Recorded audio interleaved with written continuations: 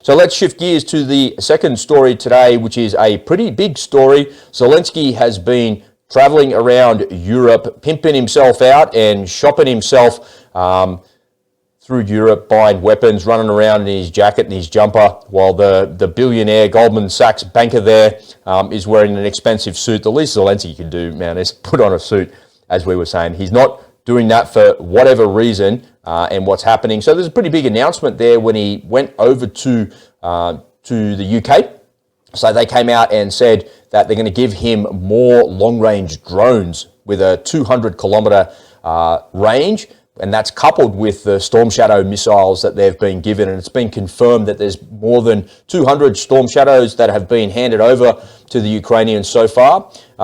Zelensky went from there in the UK to meet the Italian Prime Minister in his jumper. It looks like he might have changed his jumper from there. Well, he's got a jacket and a jumper on there. He took his jacket off there for her. You know, she's in her expensive Italian clothes and, you know, all the pomp with the band and the military there, and he just rocks up like with a funny look on his face. He hung out with her for a couple of hours to try and get some more air defense missiles and a bunch of other things, and taking everything he can from the Italians. Then he went over here to the Pope. I'm not sure he was there. I think he might have been praying for forgiveness for asking for all of this stuff and then for his poor dress code. Then he headed over to Germany and he changed his jumper again into a different one that says United 24 there. And then he headed over to France to see the bank teller himself. And he couldn't even be bothered changing from the German guy to the French guy, all in an effort to go away and get some of these expensive toys for his country. Now, the British also came out and said that they were going to start training. I'm not sure what's happening here, that they came out and they said that they were going to start training Ukrainian pilots on F-16s. And it's a bit of a head scratcher for me because the British don't have F-16s. The British have got Eurofighters, they've got Hawks, and they've got F-35. So the Brits are training them in what?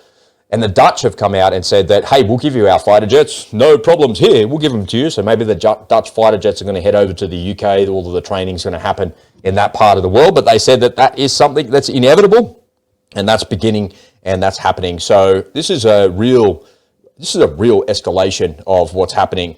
There's a great interview with Zelensky, who's the boss of the Ukrainian military. So for the first time in a year since this conflict has started, he sat down with a Ukrainian reporter and he gave an interview for an hour.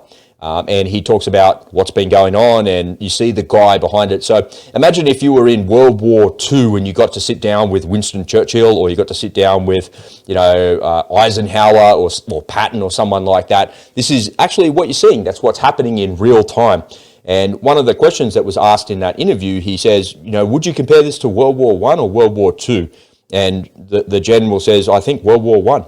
Just the amount of ordnance that have been expended, it's equivalent to what happened in World War I.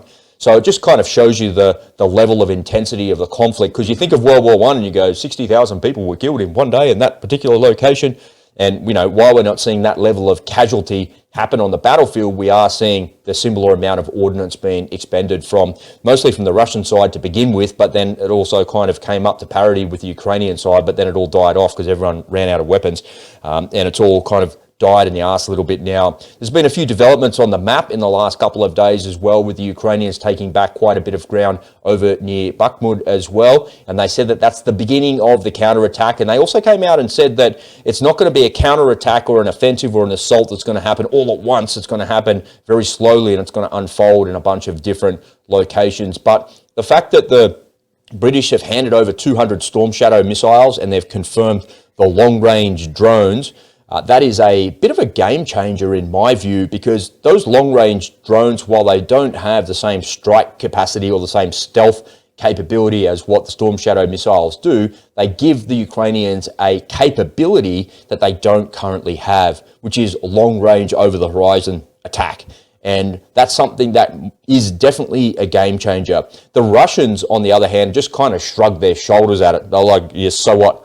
as they fire Caliber cruise missiles and X-55 and X-52 cruise missiles every other day. And then they've got all the Iranian Shahed drones and their Lancet drones on the battlefield as well. So the Russians don't seem to be too concerned about that capability that the Ukrainians are getting, but I don't think that they understand actually what they're getting. I think they're underestimating the capability of those British drones. The interesting thing is that wherever you look, and I looked probably across 30 different sources to see what the British were giving them.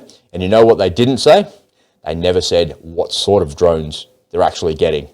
And the British have got some really, really sophisticated technology that they've been working on in the background. And I'm not going to let the cat out of the bag here, but I can kind of disseminate exactly what it is that they're handing over. But the mainstream media is not reporting it because the British are not reporting it. You know, and if you know anything about this kind of tech, then you could probably decide and kind of decipher what it would be by a process of elimination, and particularly when they start talking about the ranges that are actually there as well. But once again, I'm not going to let that cat out of the bag because it's not in the mainstream, and it's not for me to say actually what they're going to hand over to them, which is it's a pretty good capability, and it's something that could be a game changer.